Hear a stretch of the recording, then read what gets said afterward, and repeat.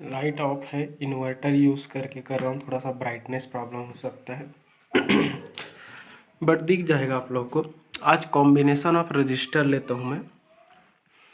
Combination of registers, उसके अंतर्गत register को हम दो तरीके से कंबाइन कर सकते हैं, मतलब कनेक्ट कर सकते हैं। कनेक्ट करने से उसकी टोटल रेजिस्टेंस वैल्यू पे क्या फ़र्क पड़ेगा, इसी का एनालिसिस करना है। कॉम्बिनेशन ऑफ रेजिस्टर्स, ठीक है। रजिस्टर्स की कॉम्बिनेशन के बारे में अपन डिस्कशन करेंगे। रजिस्टर को दो तरीके से अपन कनेक्ट कर सकते हैं। एक को हम सीरीज कॉम्बिनेशन बोलते हैं या फिर सीरीज कनेक्शन बोलते हैं, सीरीज कॉम्बिनेशन ऑफ रजिस्टर्स, ठीक है। तो एक बेसिकली ये जो कॉम्बिनेशन जो है रजिस्टर्स को आपस में कनेक्ट करने का एक क्या है, तरीका है, बोलता है टेक्निक है वो सब। सीरीज कॉम्बिनेशन और दूसरा होता है वो क्या है, पैरेलल कॉम्बिनेशन, ठीक है। Series combination of resistors and parallel combination of register, ठीक है। ठीक, सीरीज कॉम्बिनेशन है पैरेलल कॉम। तो से कोई भी रजिस्टर को किसी भी सर्किट की डिज़ाइन करने के लिए रजिस्टर्स को आपस में हम दो तरीके से हम कनेक्ट कर सकते हैं। सीरीज फैशन में कनेक्ट कर सकते हैं, सीरीज टेक्निक से कनेक्ट करते हैं जिसको सीरीज कॉम्बिनेशन ऑफ रजिस्टर बोलते हैं, या फिर हम उस रजिस्टर्स को पैरेलल फॉर्म में आपस में कनेक्ट कर सकते हैं। दो तरीके से कनेक्शन कर सकते हैं, सीरीज या फिर दूसरा पैरेलल, ठीक है। तो combination of resistor that means resistors को सर्किट डिज़ाइन करते समय आपस में कनेक्ट करने का ये क्या है, टेक्निक है, एक प्रोसेस है, वे है, तरीका है बोल सकते हो। कितने तरीके से रजिस्टर्स को आपस में कनेक्ट कर सकते हैं। एक तो सीरीज तरीके से, तो सीरीज फॉर्म में अगर कनेक्ट करेंगे तो उस रजिस्टर, उस सर्किट की कंप्लीट रेजिस्टेंस वैल्यू पे क्या फ़र्क पड़ेगा, करेंट पे क्या इफेक्ट करेंगे, वोल्टेज पर क्या फ़र्क पड़ेगा, ये सब देखेंगे, ठीक है। सिमिलरली अगर हम पैरेलल फॉर्म में अगर उसको आपस में कनेक्ट करें तो पैरेलल में कनेक्ट करने पर उसकी रेजिस्टेंस वैल्यू पे क्या फ़र्क पड़ेगा, उस सर्किट में फ्लो होने रेजिस्टेंस, डिफरेंट रेजिस्टर पे फ्लो होने वाले करंट की वैल्यू पे क्या इफेक्ट होगा, सारे रेजिस्टर्स पर वोल्टेज क्या होंगे, ये सारे चीज़ का एनालिसिस अपन करेंगे।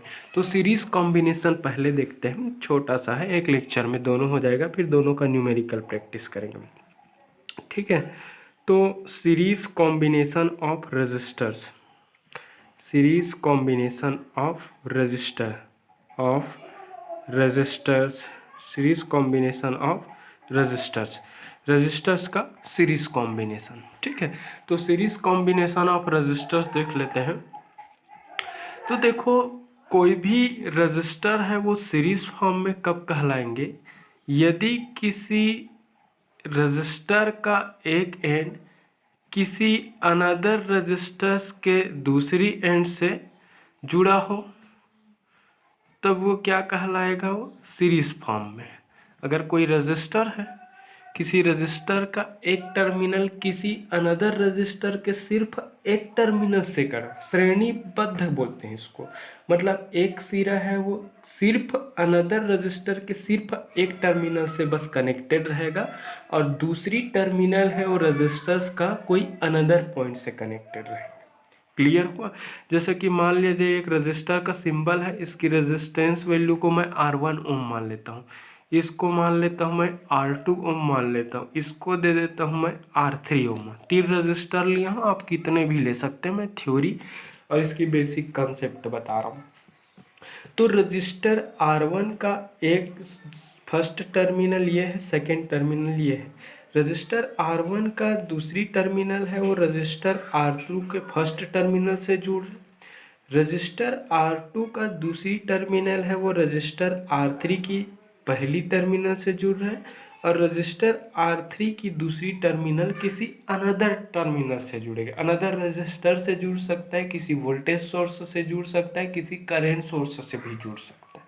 कहने का मतलब, यदि रजिस्टर्स का एक टर्मिनल किसी अनदर रजिस्टर के सिर्फ एक टर्मिनल से ही थ्रू आपस में कनेक्टेड है, तो उस कॉम्बिनेशन को हम क्या बोलते हैं, सीरीज कॉम्बिनेशन।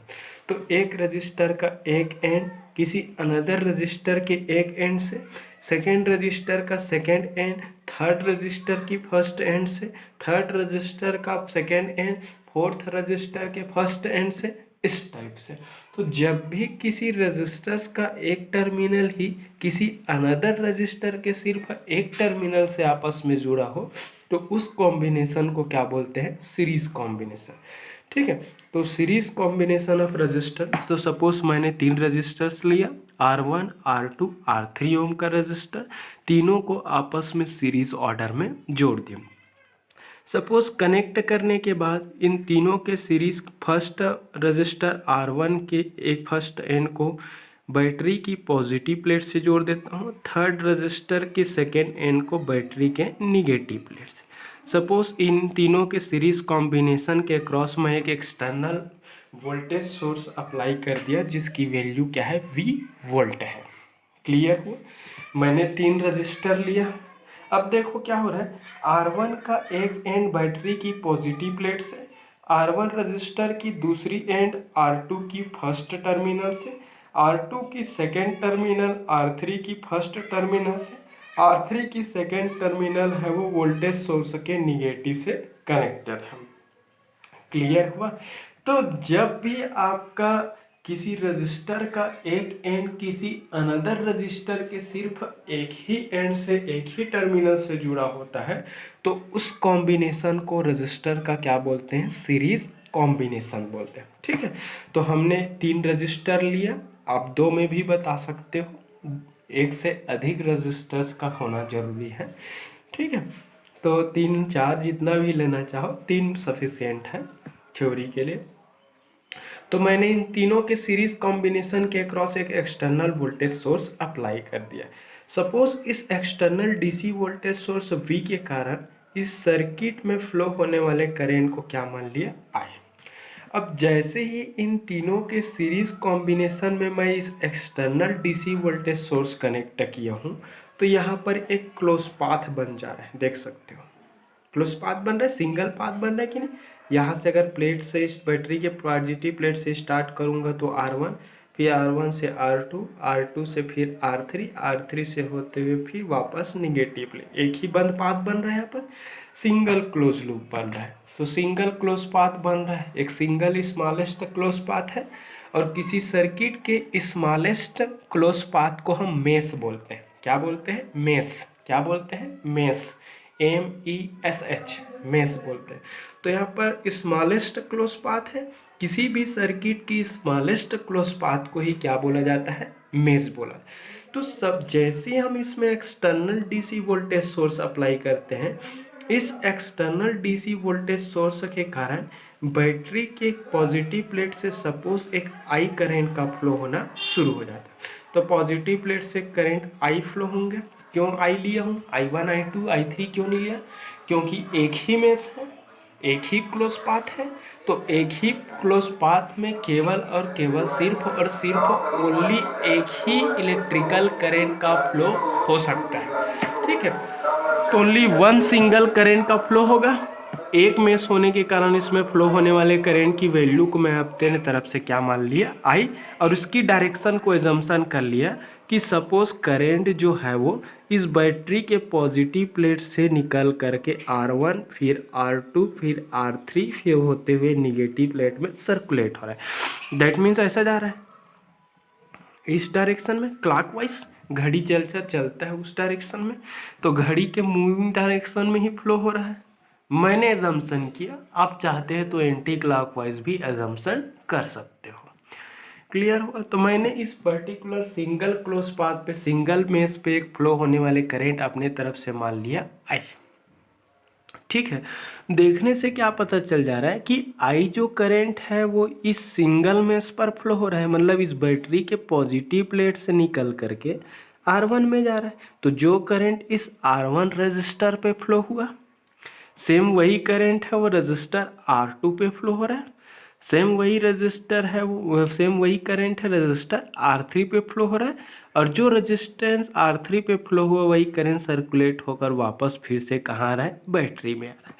तो सारे जो है वो आपस में सीरीज फॉर्म में ही कनेक्टेड है, और सीरीज फॉर्म में कनेक्टेड होने के कारण हर एक रजिस्टर पर फ्लो होने वाले करंट की वैल्यू क्या है, सेम।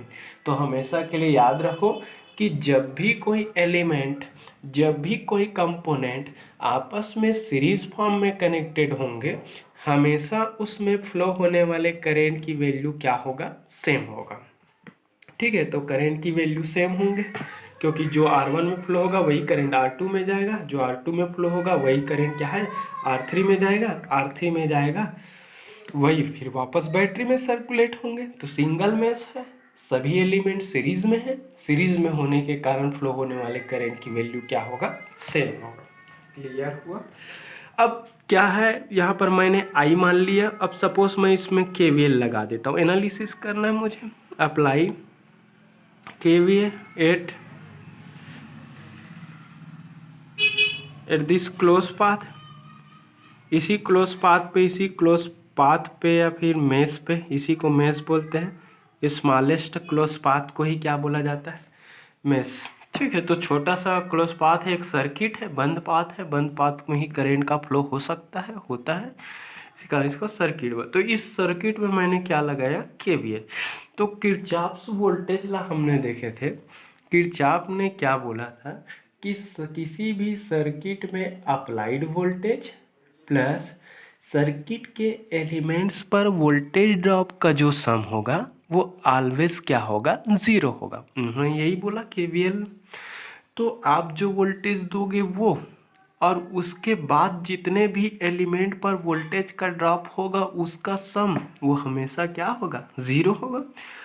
फिर उसके बाद उन्होंने ये बोला कि केवीएल अप्लाई करते समय बैटरी के जिस प्लेट से आप बाहर निकलोगे उसका साइन यूज करेंगे। अगर केवीएल लगाते लगाते आप एक क्लोज पाथ पे पूरा चलेंगे, तो जिस पर्टिकुलर प्लेट से, टर्मिनल से आप बाहर निकलोगे, केवीएल रूल लगाते समय आप वहाँ जहाँ से बाहर निकलोगे उसका साइन यूज करेंगे। और अगर करंट की डायरेक्शन में ही अगर केवीएल लगाओगे तो हमेशा वोल्टेज ड्रॉप निगेटिव होगा। इन direction of current voltage drop always will be negative. ठीक है, तो मैं अपनी सुविधा के लिए हमेशा मैं करंट की ही डायरेक्शन पे केवीएल लगाता हूँ। तो ये जैसा करंट ऐसे फ्लो हो रहा है, एरो देखो ऐसे R1 में जा रहा है, R1 के बाद ये R2 जा रहा है, R2 के बाद R3, R3 के बाद वापस फिर से बैटरी में। तो करंट की ही डायरेक्शन में सर्कुलेट हो रहा है, तो करंट की डायरेक्शन में सर्कुलेट हो रहा है, और करंट की डायरेक्शन में ही अगर मैं केवीएल लगाऊंगा तो इन सब में वोल्टेज जो होगा वो होगा क्या होगा, निगेटिव होगा। तो चलो यहीं से शुरू कर सकते हैं। मैं ऐसे जा रहा हूँ, जैसा करंट जा रहा है उसी दिशा में केवीएल लगा। तो जिस दिशा में करंट है उस दिशा में तो वोल्टेज ड्रॉप निगेटिव होगा, तो माइनस साइन। R1 का वोल्टेज क्या होगा, इसमें फ्लो होने वाला करंट इनटू इसका रेजिस्टेंस, तो फ्लो होने वाला करंट I है और इसका रेजिस्टेंस वैल्यू क्या है, R1, तो I इंटू R1 होगा। यहाँ का वोल्टेज हो गया। फिर उसके बाद यहाँ पर आ जाओ, माइनस यहाँ का करंट क्या है, I, और इसका रेजिस्टेंस क्या है, R2, तो I इंटू R2 हो जाएगा। क्योंकि रजिस्टर पर वोल्टेज क्या होता है, करंट इंटू रेजिस्टेंस होता है, from Ohm's law, V equal to I into R। ये इसका वोल्टेज हो गया, ये इसका वोल्टेज है। फिर से यहाँ पर आ जाओ, करंट की ही दिशा में चल रहा हूँ, इस कारण ये माइनस। करंट की वैल्यू क्या है, I, रजिस्टर की वैल्यू क्या है, R3। फिर उसके बाद ऐसे आ जाओ, ऐसे करंट की दिशा में चल रहा हूँ और बैटरी आ रहा है, यहाँ पर वोल्टेज सोर्स है। कहाँ से निकला मैं, पॉजिटिव से बाहर निकला, केवीएल लगाते समय पॉजिटिव से निकला बाहर, इसका साइन यूज करूँगा V इक्वल प्लस, और ये तो अपने आप में वोल्टेज ही है तो V ले लिया इक्वल टू 0, पूरे सब को कवर कर लिया। तो केवीएल है वो क्लोज पाथ पे लगता है। तो सर्किट के किसी क्लोज पाथ में अप्लाइड वोल्टेज प्लस सर्किट के एलिमेंट्स पर वोल्टेज ड्रॉप का जो सम होगा वो हमेशा क्या होगा, जीरो होगा। तो हमने सभी एलिमेंट पर वोल्टेज ड्रॉप का सम निकाला, करंट के डायरेक्शन में केवीएल निकला लगा है, इस कारण सारे वोल्टेज ड्रॉप निगेटिव लिया हूँ, प्लस अप्लाइड वोल्टेज V है और इक्वल टू क्या कर लिया, जीरो। केवीएल को थियोरेटिकली को मैं मैथमेटिकली लगा दिया। जितने भी माइनस है सबको एक तरफ ले जाते हैं, तो ये V एक तरफ बचेगा, इधर ले जाओ तो आई इंटू क्या होगा R1 प्लस आई इंटू क्या है R2 प्लस क्या हो जाएगा आई इंटू क्या हो जाएगा R3। ठीक है, फिर उसके बाद क्या है V इक्वल टू क्या है आई सब में कॉमन दिख रहे हैं, निकाल लेते हैं। अंदर में क्या निकालते हैं R1 प्लस क्या हो रहा है R2 बचेगा प्लस क्या बचेगा R3 बचेगा। ये हुआ V equal to I into R1 into plus R2 plus R3। ठीक है, आई कॉमन निकाला, इसको ये दे देता हूँ क्वेश्चन नंबर 1। ठीक है, अब क्या है कि सपोज, ठीक है, कि हमने तो V वोल्टेज अप्लाई किया है, आप सर्किट में देख सकते हो ये V वोल्टेज है, तो सर्किट के अक्रॉस अप्लाइड टोटल वोल्टेज तो V है, और सर्किट में फ्लो होने वाला टोटल करंट क्या है सिर्फ I है। एक ही करंट तो फ्लो हो रहा है ना, ऐसा I, तो I फ्लो हो रहा है यहाँ पर, सीरीज है तो सभी में सेम है, तो फ्लो होने वाला करंट को मैं I माना, अप्लाइड वोल्टेज V है, फ्लो होने करंट I है। तो सपोज इस सर्किट का टोटल रेजिस्टेंस क्या है अगर R है, सपोज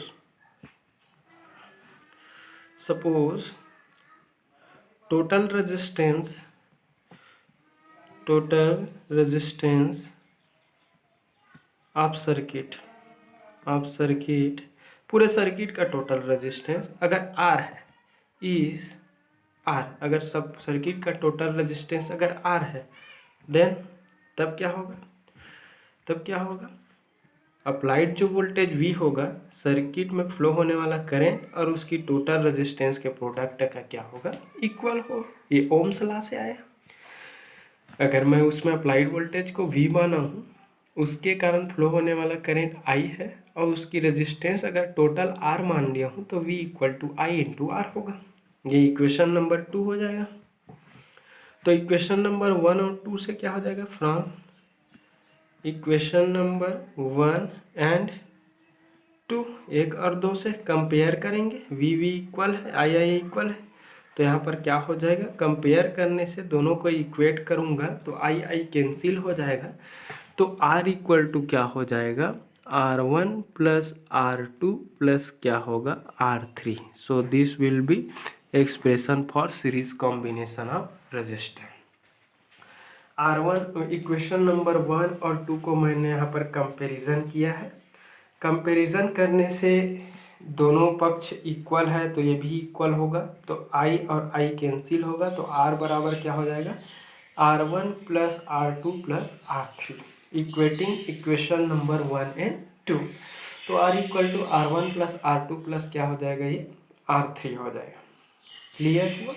तो जब देखो हो क्या रहा है कि हमने सीरीज कॉम्बिनेशन में कनेक्ट किए, तो सीरीज कॉम्बिनेशन में सभी रेजिस्टेंस है वो आपस में क्या होता है एडिटिव नेचर का होता है, एडिटिव नेचर का, ठीक है, ऐड हो रहा है। तो सर्किट का सीरीज कॉम्बिनेशन में जोड़ने पर टोटल जो रेजिस्टेंस जो होता है वो इंडिविजुअल रजिस्टर के सम का इक्वल होता है। 3 ठो आप सीरीज में जोड़े हो तो तीनों का समेसन ही टोटल रेजिस्टेंस का क्या हो रहा है equal. In series combination of resistors the equivalent total resistance will be equals to summation of individual resistor which is connected in series। Clear हुआ। तो इंडिविजुअल रेजिस्टर्स की रेजिस्टेंस वैल्यू की summation है वही सर्किट के टोटल रेजिस्टेंस का क्या होता है इक्वल। तो जब भी आप सीरीज में रेजिस्टर को जोड़ोगे और टोटल रेजिस्टेंस निकालने के लिए बोल दिए तो हमेशा उस रेजिस्टेंस की वैल्यू को डायरेक्टली आप ऐड कर दो, क्योंकि रेजिस्टर तो होता है सीरीज कॉम्बिनेशन के केस में एडिटिव नेचर का होता है, आपस में जुड़ जाता है। क्लियर हुआ। तो ये एडिटिव नेचर का होता है। और क्या क्या कंक्लूजन निकला, एक तो सीरीज कॉम्बिनेशन में रजिस्टर, कंक्लूजन निकालते हैं चलो, सीरीज कॉम्बिनेशन में रजिस्टर क्या होता है एडिटिव नेचर का होता है। अब इसको देख लेते हैं। यहाँ पर देखने से क्या हो रहा है V equal to I into R1, ये फर्स्ट रजिस्टर पर वोल्टेज है, I into R2 second resistor पे वोल्टेज है, I into R3 third resistor पे वोल्टेज है। तो हो क्या रहा है कि सीरीज कॉम्बिनेशन में क्या हो रहा है कि टोटल जो वोल्टेज होता है वो इंडिविजुअल रेजिस्टर्स पे वोल्टेज ड्रॉप के सम का इक्वल हो रहा है। यह R1 का वोल्टेज है, यह R2 का वोल्टेज है और यह R3 का वोल्टेज है, और तीनों वोल्टेज आपस में क्या हो रहा है, जुड़ रहा है। In series combination voltage drop in individual resistors are in additive nature. तो वोल्टेज भी किस नेचर का होता है, एडिटिव नेचर का होता है। तो वोल्टेज एडिटिव नेचर का है, R1 का वोल्टेज है, ये R2 का वोल्टेज है, ये R3 का वोल्टेज है। Voltages are also in additive nature. Resistors are in also additive nature. Resistors भी है वो एडिटिव नेचर्स का होता है। ये 2 पॉइंट कंक्लूजन हो गया।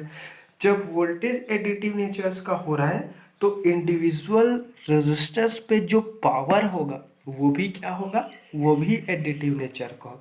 तो power also in additive nature. तो सर्किट का टोटल पावर है वो इंडिविजुअल रेजिस्टर पे पावर के सम का क्या होगा, इक्वल होगा। तो पावर एडिटिव नेचर का होता है, रेजिस्टर की रेजिस्टेंस वैल्यू भी एडिटिव नेचर का हो गया, एलिमेंट्स पे वोल्टेज ड्रॉप है या फिर वोल्टेजेस है वो भी क्या होता है, वो भी एडिटिव नेचर का ही होता है। क्लियर हुआ। तो voltages additive nature, resistance value भी एडिटिव नेचर और पावर भी क्या होता है, एडिटिव नेचर। 3 पॉइंट हुआ कंक्लूजन। चौथा पॉइंट देखो, ये सर्किट है। सर्किट में हमने V वोल्टेज अप्लाई किया। V वोल्टेज अप्लाई करने से इसमें I करंट का फ्लो हुआ। ये जो I करंट है R1 से पास हुआ, R1 से पास होने के बाद R2 में गया, R2 से निकलने के बाद R3 में गया, R3 में निकलने के बाद वापस फिर से सोर्स में आया। तो हो क्या रहा है कि इस सीरीज कॉम्बिनेशन में फ्लो होने वाले करंट की वैल्यू क्या है, सेम है। जो यही I है वो R1 में जा रहा है, यही I है वो R2 में जा रहा है, यही I है वो R3 में ही जा रहा है, और तीनों की वैल्यू क्या है, सेम है सीरीज में होने के कारण। तो सीरीज कॉम्बिनेशन में करंट की वैल्यू हमेशा क्या होता है, सेम होता है। सीरीज कॉम्बिनेशन में करंट की वैल्यू क्या होता है, सेम होता है। ऑलवेज सेम अमाउंट का या सेम वैल्यू का इलेक्ट्रिकल करंट इंडिविजुअल एलिमेंट पर फ्लो होता है। इसमें जो है वही इसमें जाएगा, वही इसमें जाएगा, तो सेम होता है। Flowing current always will be same in each and every component of series combination। Clear हुआ। ये अगला कंक्लूजन हुआ। अब लास्ट कंक्लूजन और बता देता हूँ कि सीरीज कॉम्बिनेशन में इंडिविजुअल रजिस्टर पर वोल्टेज जो ड्रॉप है वो डिफरेंट होंगे। कैसे, मैंने यहाँ पर R1 का वोल्टेज क्या होगा, R1 की वोल्टेज को अगर मैं V1 मान लूँ तो R1 की वोल्टेज V1 इक्वल टू क्या होगा, इसमें फ्लो होने वाला करंट I और इसकी रेजिस्टेंस वैल्यू R1। करंट तो सेम है बट इसकी रेजिस्टेंस वैल्यू R1 तो अलग है ना। तो अलग अलग रजिस्टर पे वोल्टेज की वैल्यू क्या होती है, डिफरेंट होती है। तो R1 पे वोल्टेज की वैल्यू अलग होगा, I इंटू R1। अगर R2 की वोल्टेज को अगर मैं V2 मान लूँ तो V2 इक्वल टू क्या होगा, इसमें फ्लो होने वाला करंट I ही है और इसकी रेजिस्टेंस वैल्यू क्या है, R2। तो R2 पे भी वोल्टेज का वैल्यू अलग होगा। R3 के वोल्टेज को अगर V3 मान लूँ तो V3 इक्वल टू क्या होगा, फ्लो होने वाला करंट I और इसकी रजिस्टर की रेजिस्टेंस वैल्यू क्या है, R3। तो I इंटू क्या होगा, R3 होगा। तो सीरीज कॉम्बिनेशन में हर एक रजिस्टर पे वोल्टेज का ड्रॉप है वो क्या होता है, डिफरेंट होता है, क्योंकि वोल्टेज ड्रॉप है वो रजिस्टर की रेजिस्टेंस वैल्यू पर डिपेंड करता है। तो रजिस्टर की रेजिस्टेंस वैल्यू पर डिपेंड करने के कारण हर एक रजिस्टर पर वोल्टेज ड्रॉप है वो डिफरेंट होता है। क्लियर हुआ। और इस वोल्टेज की वैल्यू को हम ओम्स लॉ से कैलकुलेट कर सकते हैं। तो सीरीज कॉम्बिनेशन में 4-5 पॉइंट निकला। क्या क्या पॉइंट, सीरीज कॉम्बिनेशन में ऑलवेज हर एक एलिमेंट पे करंट की वैल्यू सेम होता है। दूसरी पॉइंट, एलिमेंट्स पर वोल्टेज जो ड्रॉप है वो टोटल वोल्टेज का एडिटिव होता है। क्लियर हुआ, ठीक है। एलिमेंट का पावर है, पावर भी एडिटिव नेचर का होता है, मतलब टोटल पावर इंडिविजुअल एलिमेंट के पावर के सम का इक्वल होगा। सीरीज कॉम्बिनेशन में सर्किट का टोटल रेजिस्टेंस इंडिविजुअल रजिस्टर की रेजिस्टेंस वैल्यू के सम का इक्वल होता है, मतलब रजिस्टर का रेजिस्टेंस भी एडिटिव नेचर का होता है। क्लियर हुआ। वोल्टेज हर एक एलिमेंट पे अलग होता है, ठीक है, करंट की वैल्यू सेम होता है। तो ये सब कंक्लूजन रहा। तो हमेशा के लिए याद रखेंगे कि कोई भी सीरीज कॉम्बिनेशन में सर्किट की रेजिस्टेंस जो टोटल रेजिस्टेंस जो होगा वो इंडिविजुअल रजिस्टर के सम का इक्वल होगा। और 4-5 पॉइंट कंक्लूजन बताए वो भी याद रखेंगे। तो सीरीज कॉम्बिनेशन में कब कहलाएंगे? यदि सर्किट या कंपोनेंट का एक टर्मिनल सिर्फ और सिर्फ अदर एलिमेंट के सिर्फ एक ही टर्मिनल से जुड़ा हो तब वो सीरीज कहलाएंगे, और उसमें बहने वाली करंट की वैल्यू क्या होगा? सेम। अब देखते हैं पैरेलल कॉम्बिनेशन ऑफ रजिस्टर। ठीक है, पैरेलल कॉम्बिनेशन ऑफ रजिस्टर, समांतर क्रम बोलते हैं इसको। पैरेलल कॉम्बिनेशन ऑफ रजिस्टर, ठीक है, पैरेलल कॉम्बिनेशन ऑफ रजिस्टर। ठीक, पैरेलल कॉम्बिनेशन ऑफ रजिस्टर बोलते हैं रजिस्टर्स का समांतर समूहन समांतर क्रम में कैसे जोड़ते हैं। तो जैसा कि मैंने बताया, कॉम्बिनेशन का मतलब it is a process of way और technique of connection of register, ठीक है, इन एनी सर्किट। क्लियर हुआ।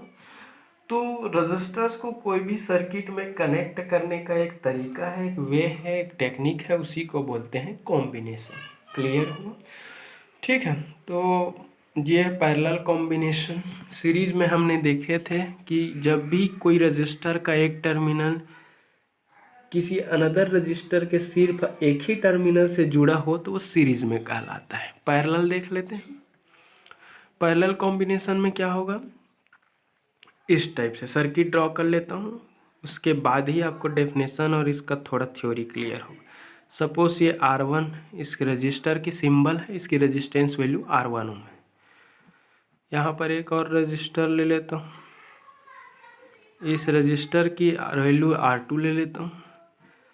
यहाँ पर एक और रजिस्टर ले लेता हूँ R3, ठीक है, तो ऐसा जोड़ देता हूँ। ये रजिस्टर R1 का एक टर्मिनल है, ये रजिस्टर R1 का दूसरा टर्मिनल, ये रजिस्टर R2 का एक टर्मिनल है, रजिस्टर R2 का दूसरा टर्मिनल, रजिस्टर R3 का पहला टर्मिनल है, रजिस्टर R3 का दूसरा टर्मिनल। तो जब भी रजिस्टर्स का दोनों टर्मिनल एक दूसरे से आपस में कनेक्टेड है, ठीक है, if first end of resistor is connected to first terminal of one resistor is connected to first terminal of another resistor and second terminal of one resistor is connected to second terminal of another resistor, then such type of combination is called parallel combination of resistor।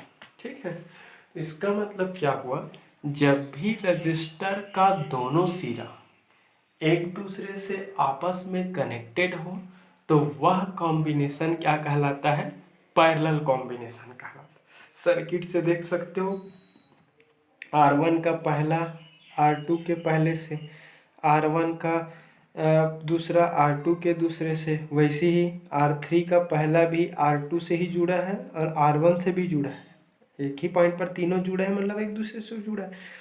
R3 का दूसरा R2 से भी जुड़ा है और ये ऐसे हो करके R1 से भी जुड़ा है। तो जब भी रेजिस्टर्स का दोनों एंड, दोनों टर्मिनल आपस में जुड़ा हो तो वह कॉम्बिनेशन क्या कहलाता है? रेजिस्टर का पैरेलल कॉम्बिनेशन कहलाता है। ठीक है, तो पैरेलल कॉम्बिनेशन में क्या फ़र्क पड़ता है उसकी एनालिसिस कर रहे हैं कि पैरेलल कॉम्बिनेशन में इसकी करंट का वैल्यू क्या होगा, पैरेलल कॉम्बिनेशंस पे एलिमेंट पर वोल्टेज की वैल्यू क्या होंगे, पैरेलल कॉम्बिनेशंस पे एलिमेंट पर पावर क्या होगा, ये सारी चीज़ का एनालिसिस। तो इसकी एनालिसिस करने के लिए, तो पैसिव एलिमेंट है, इसकी एनालिसिस करने के लिए हमें इसके अक्रॉस एक एक्टिव वोल्टेज सोर्स लगाना पड़ेगा। तो सपोज मैं एक्सटर्नल बैटरी लगा देता हूँ, डीसी वोल्टेज सोर्स लगा देता हूँ। एक्सटर्नल डीसी वोल्टेज सोर्स जोड़ दिए, इस पॉजिटिव इसको निगेटिव ले लिया। सपोज इस वोल्टेज की वैल्यू को ले लिया V। ठीक है, इस वोल्टेज के कारण सपोज मैं अपनी ओर से मान लिया एक करंट इसमें क्या जा रहा है, I जा रहा है। ठीक है, इस एक्सटर्नल डीसी वोल्टेज सोर्स के कारण इससे होने वाले फ्लो होने वाले करंट की वैल्यू को क्या मान लिया मैं अपनी ओर से, I मान लिया। ठीक है, अब ये I करंट आएंगे, इस पॉइंट पे आएगा। इस पर्टिकुलर पॉइंट को हम दे देते हैं A, इसको दे देते हैं B। ये दोनों जंक्शन है, जिसको दूसरे टर्म में नोड बोलते हैं, नोड। पिछले क्लास में KCL लिया था तो उसमें बताया था नोड। नोड का मतलब क्या होता है, ऐसा पॉइंट, सर्किट का वह पॉइंट जिसमें दो से अधिक ब्रांचेस आपस में कनेक्ट होते हैं। तो देख लेते हैं, ये नोड A है, ये एक ब्रांच है, एक वायर है, ये आपका दूसरा हो गया, ये यहाँ से तीसरा हो गया और ये हो गया चौथा। तो वह पॉइंट जहाँ पर मोर देन 2 ब्रांचेस हैं वो आपस में कनेक्ट हुए रहते हैं, उसी पॉइंट को क्या बोलते हैं, जंक्शन बोलते हैं। तो ये जंक्शन हुआ।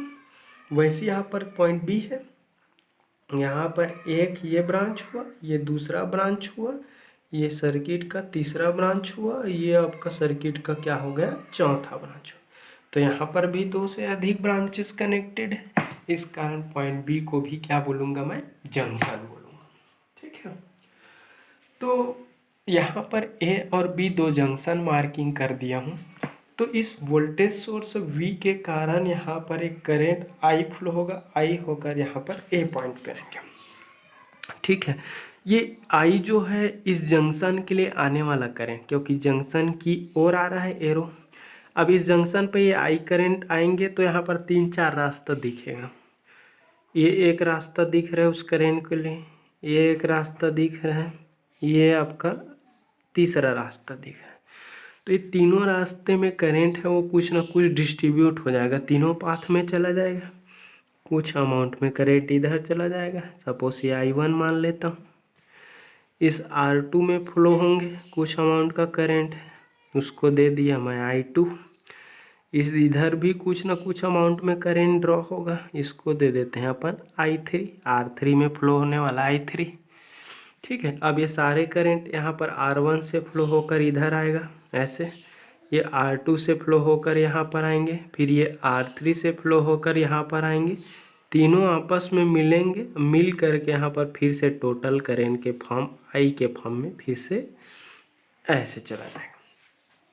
ठीक है, तो जंक्शन पे आने वाले करंट का जो सम है हमेशा जंक्शन से दूर जाने वाले करंट के सम का इक्वल होता है। एक किरचॉफ महोदय ने KCL के रूप में बताया था। ठीक है, कि सर्किट के किसी भी जंक्शन पे आने वाले करंट का सम सर्किट के जंक्शन से दूर जाने वाले करंट के सम का इक्वल होता है। ठीक है, तो A पॉइंट पर एक आ रहा है, 3 जा रहा है। B पॉइंट पर देखूंगा तो 3 आ रहा है, एक जा रहा है। क्लियर हुआ? अब देखो यहाँ पर क्या हो रहा है कि A और B पॉइंट के अक्रॉस एक वोल्टेज है, उसकी वैल्यू क्या ले लिया मैं, V ले लिया। ठीक है, A और B के अक्रॉस वोल्टेज की वैल्यू को क्या ले लिया मैं, V ले लिया। A और B के अक्रॉस वोल्टेज की वैल्यू को V ले लिया। ठीक है, और ये और B पॉइंट के बीच में क्या कनेक्टेड है, ये R1 भी कनेक्टेड है। अगर मैं ढंग से देखूं तो A पॉइंट से ये R1 का एक सिरा और B पॉइंट से R1 का दूसरी सिरा जुड़ा है, और ये B पॉइंट से सीधा बैटरी दिख रहा है। कहने का मतलब क्या है, ये R1 के दोनों सिरों के बीच में V वोल्टेज दिख रहा है, पूरा दिख रहा है ना। क्या इस R1 और इस बैटरी के बीच में कोई तीसरा एलिमेंट है क्या? ये R1 का दूसरी एंड B पॉइंट और ये V वोल्टेज के बीच में कोई तीसरी एलिमेंट है क्या? नहीं। तो R1 के दोनों टर्मिनल के बीच क्या लगा है, V वोल्ट लगा है। मतलब R1 के अक्रॉस वोल्टेज की वैल्यू क्या है, V हो गया। वैसे यहाँ पर देखो ये R2 का फर्स्ट एंड और ये R2 का दूसरी एंड है। R2 के फर्स्ट एंड है डायरेक्टली किससे जुड़ा है, बैटरी से। वैसे R2 का दूसरी एंड है और डायरेक्टली किससे जुड़ा है, बैटरी के निगेटिव से। मतलब A और B के बीच का वोल्टेज क्या है, V। क्लियर हुआ। तो इन दोनों के बीच का वोल्टेज भी R2 के क्रॉस वोल्टेज का वैल्यू भी क्या हो गया, V ही हो गया। सिमिलरली क्या हो गया, यहाँ पर R3 का फर्स्ट एंड है वो बैटरी V से जुड़ा है, फिर R3 का दूसरी एंड है बैटरी V के निगेटिव से जुड़ा है। तो R3 के दोनों टर्मिनल के बीच का वोल्टेज क्या हो गया, V ही हो गया। तो R1, R2 और R3 के अक्रॉस वोल्टेज की वैल्यू क्या दिख रहा है मुझे, सेम दिख रहा है, क्योंकि ये V वोल्टेज R1 पे भी मिल रहा है, V वोल्टेज R2 पे भी मिल रहा है, V वोल्टेज ये R3 पे भी मिल रहा है। कब के केस में मिल रहा है, जब ये तीनों आपस में पैरेलल फॉर्म में कनेक्टेड है। ठीक है, तो एक बात तो पता चल गया कि पैरेलल कॉम्बिनेशन में एलिमेंट के अक्रॉस वोल्टेज की वैल्यू सेम होता है। क्लियर हुआ, सर्किट देख के समझ में आ गया, क्योंकि तीनों रजिस्टर पैरेलल में जुड़ा है और तीनों के पैरेलल कॉम्बिनेशन के अक्रॉस एक सिंगल वोल्टेज सोर्स कनेक्टेड है। तो ईच एंड एवरी कंपोनेंट के अक्रॉस वोल्टेज की वैल्यू क्या रहेगा, V वोल्ट ही रहेंगे। R1 पे भी V वोल्ट मिलेगा, R2 पे भी V वोल्ट मिलेगा, R3 पे भी V वोल्ट ही मिलेंगे। क्लियर हुआ, ये समझ में आ गया अब अपन को। अब अगला चीज़ देखते हैं, जैसे ही करंट I इस जंक्शन A पे आ रहा है, I1, I2 और I3 के फॉर्म में ये तीनों पाथ में डिस्ट्रीब्यूट हो रहा है। अगर कोई चौथा पाथ रहता ना तो उधर भी जाता। ये I1 और I2 और I3 की वैल्यू अलग अलग होगा। इसकी वैल्यू हम ओम्स लॉ से निकाल सकते हैं। और I1 और I2 और I3 की वैल्यू किस पर डिपेंड करेगा, इस सर्किट में कनेक्टेड रजिस्टर की वैल्यूज पर। जिस पाथ में रेजिस्टेंस की वैल्यू कम होगा वहाँ ज़्यादा करंट फ्लो होंगे, और जिस पाथ में रजिस्टर की रेजिस्टेंस वैल्यू ज़्यादा होगा उसमें करंट का फ्लो कम होगा। तो फ्लोइंग जो करंट है उसकी जो वैल्यू है उस पर्टिकुलर पाथ की रेजिस्टेंस वैल्यू पर डिपेंड करता है, और तीनों पाथ पे करंट की वैल्यू है वो क्या होगा, डिफरेंट होगा। क्यों ना माइन्यूट डिफरेंस आए उसमें, पॉइंट में आए, क्यों ना पॉइंट में आए, नैनो में आए, बट उसमें करंट की वैल्यू क्या होगा, ऑलवेज डिफरेंट होगा। तो अगला चीज फिर एक कंक्लूजन निकल गया कि पैरेलल कॉम्बिनेशन में एलिमेंट्स पे फ्लो होने वाले करंट की वैल्यू हमेशा क्या होती है, डिफरेंट होती है, अलग अलग होती है। ये दूसरा कंक्लूजन निकल गया। क्लियर हुआ। अब देखते हैं हम, यहाँ पर पैरेलल पाथ दिख रहा है, जंक्शन बात आ रहा है, जंक्शन की जब भी बात आएगा हम KCL लगाएंगे। तो अप्लाई KCL कर देते हैं, apply KCL at, KCL node पे लगता है, KVL लूप पे लगता है, मेश पे लगता है, क्लोज पाथ पे लगता है। नोड A, मैं A में लगा रहा हूँ, आप चाहते तो B में भी लगा सकते हो। ठीक है, नोड A पे लगा रहा हूँ मैं KCL। तो नोड A पे आने वाला करंट, यहाँ से I करंट आ रहा है, और नोड A से क्या क्या करंट जा रहा है, I1 जा रहा है, I2 जा रहा है, और इधर से I3 जा रहा है। तो नोड A पर आने वाला करंट क्या है, I। नोड A से जाने वाला करंट क्या है, I1 जा रहा है, और I2 जा रहा है, और I3 जा रहा है। तो नोड A पर आने वाला करंट हमेशा नोड A से दूर जाने वाले करंट के सम का इक्वल होगा। तो I आ रहा है, सिंगल करंट आ रहा है, और सिंगल करंट का जो इनकमिंग है वो आउटगोइंग करंट के सम का इक्वल होगा, I1 plus I2 plus I3। तो I equal to I1 plus I2 plus क्या हो गया, ये I3 हो गया। Summation of individual current equal to incoming current, outgoing current equal to incoming current. Clear हुआ। अब देखो I1 को वोल्टेज के फॉर्म में अगर शो करें, I1 R1 पे फ्लो होने वाला करंट है, I2 R2 पे फ्लो होने वाला करंट है, I3 R3 पे फ्लो होने वाला करंट है। अभी अभी मैंने बताया कि इसको अगर इक्वेशन नंबर 1 डाल दूँ, ओम्स लॉ से मैंने रिलेशन निकाला था करेंट निकालने के लिए फ्रॉम ओम्स लॉ, ओम के नियम से। ठीक, ओम्स लॉ से हमने क्या देखे थे कि करंट जो होता है वो हमेशा वोल्टेज और रेजिस्टेंस का रेशियो होता है, ऐसा पढ़े थे। Voltage divided by resistance equal to क्या होता है, करंट होता है। तो I1 करंट की बात करता हूँ मैं पहले, I1 करंट, तो ये I1 करंट है वो इस R1 पे फ्लो होने वाला करंट है। तो इस R1 का वोल्टेज क्या होगा बोला था मैं, V वोल्ट होगा, क्योंकि ये V वोल्ट R1 के बीच ही जुड़ा है। ऐसा देख लो वायर को ऐसा करके, ऐसा इन दोनों के बीच और कोई तीसरा चीज़ नहीं है, वायर ही बस है। तो I1 इक्वल टू क्या हो जाएगा, I1 इक्वल टू क्या हो जाएगा, उसके अक्रॉस वोल्टेज तो V है और उसकी रेजिस्टेंस क्या है, I1 किस रेजिस्टेंस में फ्लो हो रहा है, I1 R1 में, तो ये R1 हो जाएगा।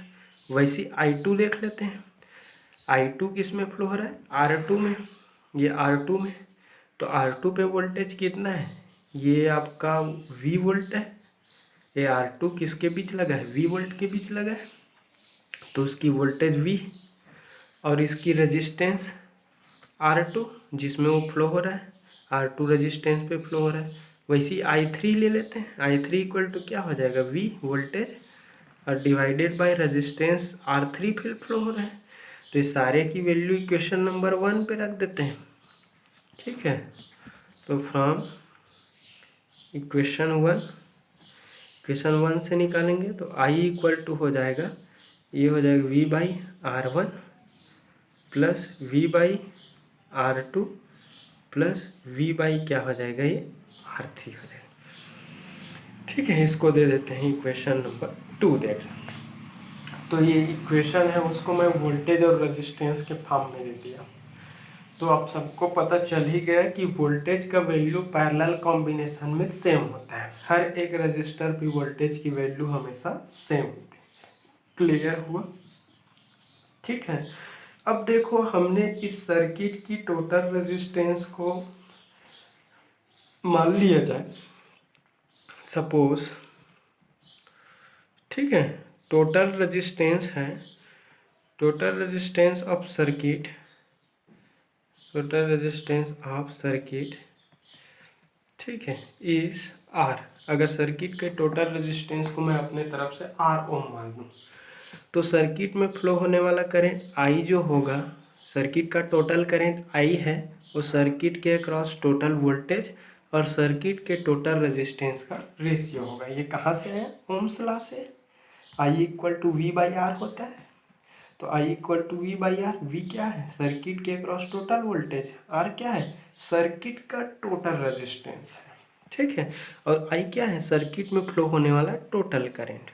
तो इसको दे देता हूँ इक्वेशन नंबर 3। तो from equation number 2 and 3, from equation 2 and 3, 2 और 3 से क्या हो जाएगा, V by R equal to क्या हो जाएगा, V by R1 plus V by R2 plus क्या हो जाएगा, V बाई R3 हो जाएगा। क्लियर हुआ? सभी में इक्वेशन नंबर 2 और 3 का लेफ्ट हैंड साइड इक्वल है, तो राइट हैंड साइड भी क्या होगा, इक्वल, तो इक्वल कर दिया। तो सभी में V कैंसिल हो जाएंगे, तो क्या बचेगा, 1 by R equal to 1 by R1 plus क्या हो जाएगा, ये 1 बाई R2 प्लस क्या हो जाएगा, ये 1 बाई R3।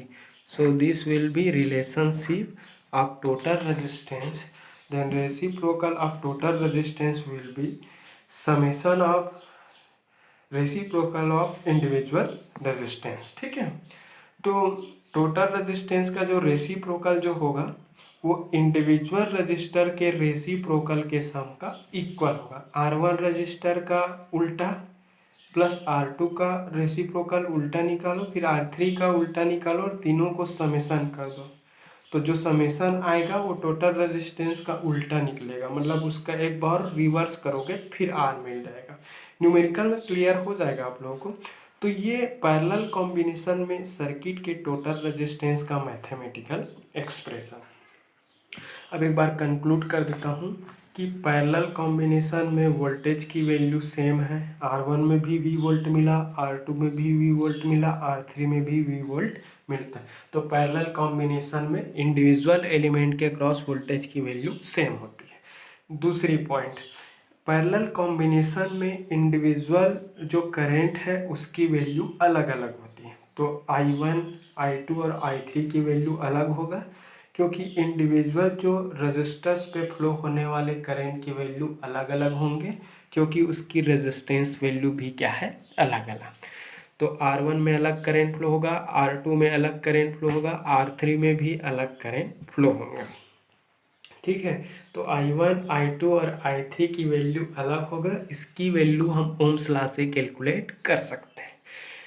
क्लियर हुआ? तो ये हो गया तीसरा कंक्लूजन ये बोल सकते हो कि सर्किट का जो करंट जो होता है वो एडिटिव नेचर का होता है। देख सकते हो यहाँ पर सर्किट का टोटल जो करंट है वो इंडिविजुअल करंट के सम का क्या होगा, इक्वल होगा। तो I1 करंट धन I2 प्लस I3 तीनों के समेसन है, वही टोटल करंट का इक्वल होगा। वोल्टेज तो सेम होंगे बट करंट है वो क्या होगा, अलग अलग रहेगा, डिफरेंट रहेंगे। ठीक है, तो ये रहा पैरेलल एंड सीरीज कॉम्बिनेशन। अगर समझ में आया होगा तो वीडियो को लाइक करो, शेयर करो, कमेंट करो। Thank you.